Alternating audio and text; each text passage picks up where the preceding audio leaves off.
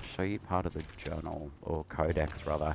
So similar to Warframe, it does have a codex, and it gives you a little bit more information about every single little area that you visited. Now, I don't have some of these fully unlocked. I'm still working through quite a few of them. But say, for example, College of Pensives. I've got pretty much all of that information regarding that particular area. So the lore of the game is really, really nice, actually. It's one of my favorite parts of the game. Parallel, I think I've got two.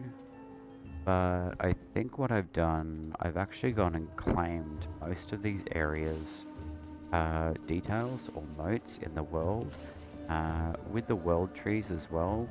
It looks like I do have another one to find, and an interesting little gimmick as well. I don't know if you've noticed, but there's like a little floating moat with googly eyes floating around the pages. Sometimes what they'll do, they'll actually steal some of the knowledge that you've acquired, and then you'll have to run out into the world again and grab another moat from the world to replenish that knowledge. Luckily, I haven't had them steal anything, but there's one now. No. Back to Fen you go. And Orlick, the journalist of the game, basically, or historian, he's an interesting character, so I'll take you to him in a moment and show you him as well. But this is most of the locations in the game, and I have to say, for the start of an alpha game like Soulframe, there's a lot to do, so it's very worthwhile going through and finding a lot of these areas in the world maps. And once you complete one of these, like say College of Pensives, some of them will actually show and have a bar that says collect moat. So as an example, we've got a few different moats. So not all of them I don't think can be attuned to the weapons, but I've actually just picked up one, and it's a plus 15 fully charged heavy damage. So to me, that would be a really good addition as a moat to a bow. So that will enhance its damage. Different moats do different things. You can get quite a few different ones. So these particular moats here are the ones that I've collected.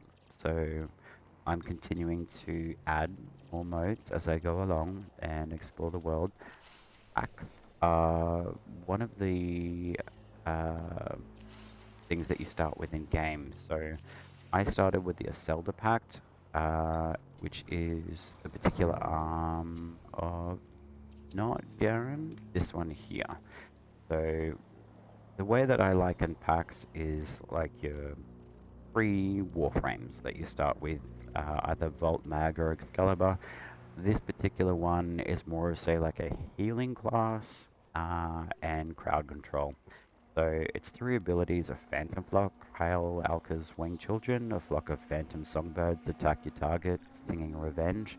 That one's a really cool one. It basically locks an enemy down and they can't really do much while that's still active, and that does last quite a while. With Elder Bloom, one of the best healing in the game. I'll show you that. It's absolutely insane healing. You pop that, it takes about a second to cast, but if there's a really heavy enemy beating the crap out of you, this will basically let you live through that. And Bestone, it's cementing your enemies, freezing them. It's got a pretty dope AoE, and just locks them in place, and you can strike them, or I'll show you an effective way to use it with a bow. Seems to work really, really well with the bow as well. When you upgrade, you get a certain amount of points again. I've already basically put most of the points into what I want for the Aselda.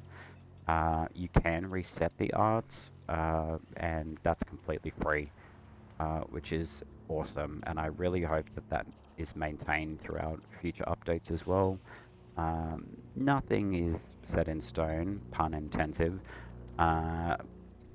but we'll see what happens as Soulframe itself continues to grow and change. I myself, I'm currently level 11 in, say, like mastery rank.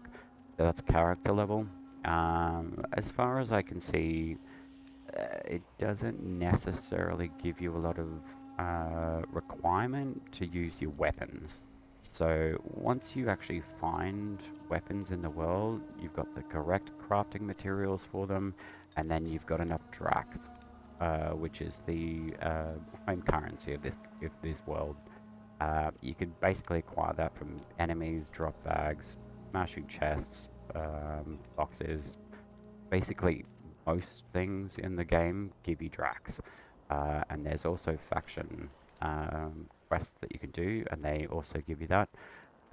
You do have a starting amount of premium currency in the game. I believe it's about 100 points. Myself being a little bit impatient to get some of the weapons that I really wanted to try, I actually have used some of the premium currency. So I've, yeah, used probably about 95 points of that. You can change your helm as well. Totems. This is the particular starting totem for the Children of Alka. So that was the particular faction I wanted to start with. They're really, really, really cool. And factions, you gain rep points with them as you do more like side quests for the Alka's children, the little sprout dudes. Um, you get this particular totem with this particular class that I started with, which was the spirit class. I believe courage, they get, I think it's like a fire king totem. I can't remember his name, Fenjatar, I'm pretty sure. And then the Graith class, I believe they're the Rose faction. So there are 3 factions currently in the game. You can switch to them as far as I'm aware.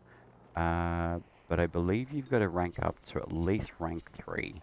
So I think it's about 5,000 points per faction rank up.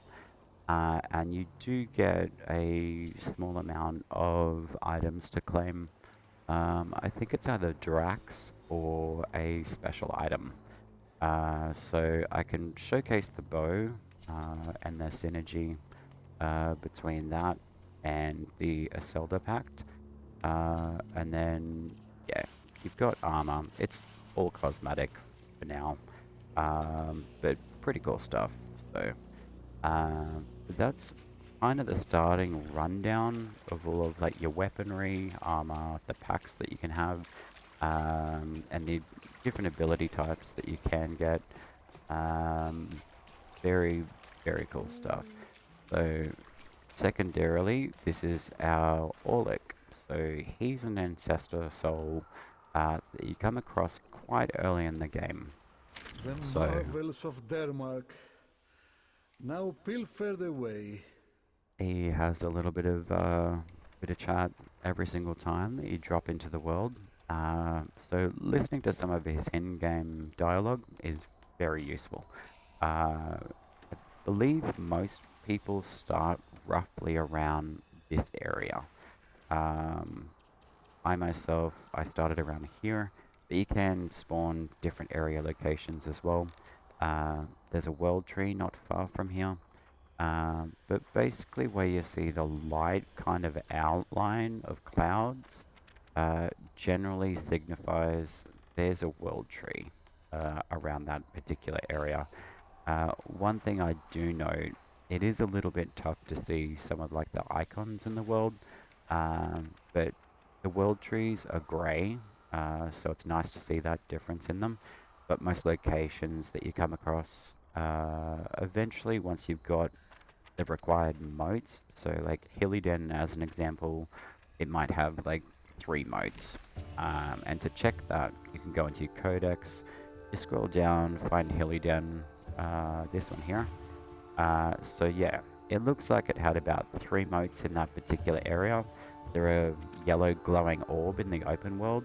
And once you acquire all 3, generally it will open up a little bit more information about what Healy Den is, it's the Sproutfuck home, basically.